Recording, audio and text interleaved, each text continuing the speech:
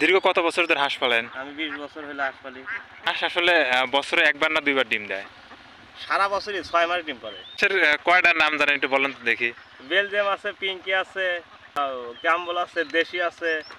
বছর সালে দেখা যায় যে যদি 500 হাঁস থাকে 2 লাখ টাকা খরচা হলে 2 লাখ টাকা কামাই হয় বছর শেষে। আসসালামু আলাইকুম, হ্যালো ভিউয়ার্স, আশা করি সবাই ভালো আছেন। যে যেখান থেকে ভিডিও দেখতেছেন সবার জন্য দোয়া, ভালোবাসা এবং শুভকামনা রইল।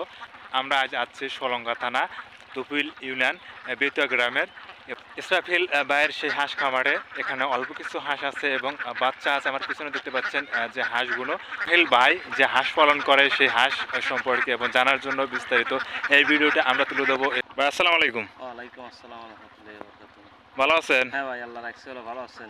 আলহামদুলিল্লাহ ভালো আছি। আপনার নামটা কি একটু বলবেন? মোহাম্মদ ইসরাফিল হোসেন। এই হাঁসগুলো কি আপনার? হ্যাঁ, আমার। এখানে কতরি হাঁস হবে? এটা 450 হাঁস আছে। 450? হ্যাঁ। আর বাড়িতে দেখলাম তো আপনার হাঁসের বাচ্চা আছে 550।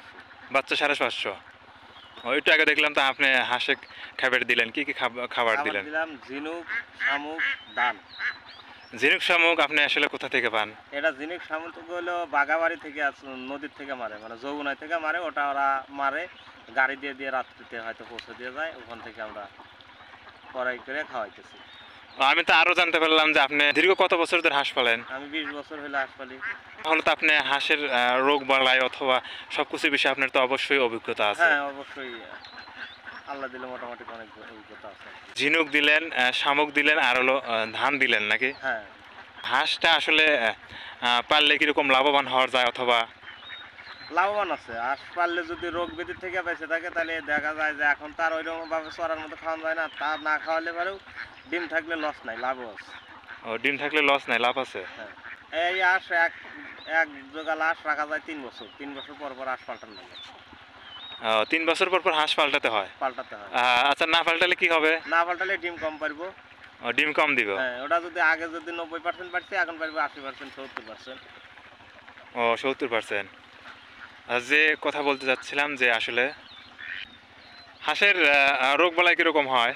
রোগ বালাই ওটা বোঝা লাগবে। ওটা হলো ওই হাঁসের নিজের শরীরের সাথে যদি মেসেজ করা যায় যে আমার শরীর রোদে কতক্ষণ করে পারবো, হাঁসের ওইরকম রোগ বালাই বোঝা লাগবে। হাঁসের ওটা যাই বোঝে তার জন্য রোগ বালাই কমই হয়। আপনি যেটা কত বছর বললেন? 20 বছর। 20 বছর ধরে যেটা হাঁস পালন করেন, তাহলে তো আপনার হাঁস বিষয়ে অবশ্যই অভিজ্ঞতা হয়েছে। হ্যাঁ, অভিজ্ঞতা হয়। আপনি কি আরো যে খামারগুলো আছে বা নতুন যারা করতে চায় তাদেরকে উৎসাহ দেন না? হ্যাঁ, ওরা সবাই আমার কাছে উৎসাহ নিয়ে নিয়ে হাঁসের খামার করে। অনেক খামার করছি, নিম্নে 100 খামার আমার মারফতে কিংবা আমার এই আলোচনায় করতেছে।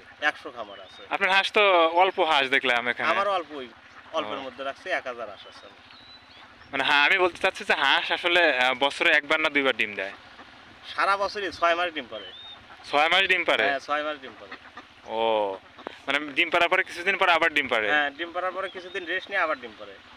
ও, খামার করতে চান অবশ্য হাঁস পালন, কারণ দীর্ঘ 20 বছর ধরে হাঁস পালন করে, তার অবশ্যই কিছু না কিছু অভিজ্ঞতা আছে। তারা আসলে নম্বর দেওয়া থাকবে, সেই নম্বর আপনারা যোগাযোগ করে ভাইয়ের সাথে যোগাযোগ করবেন। যোগাযোগ করে হাঁস সম্বন্ধে অবশ্যই জেনে নেবেন। আপনি যারা নতুন করতে চায় তাদের উদ্দেশ্য কিছু বলবেন?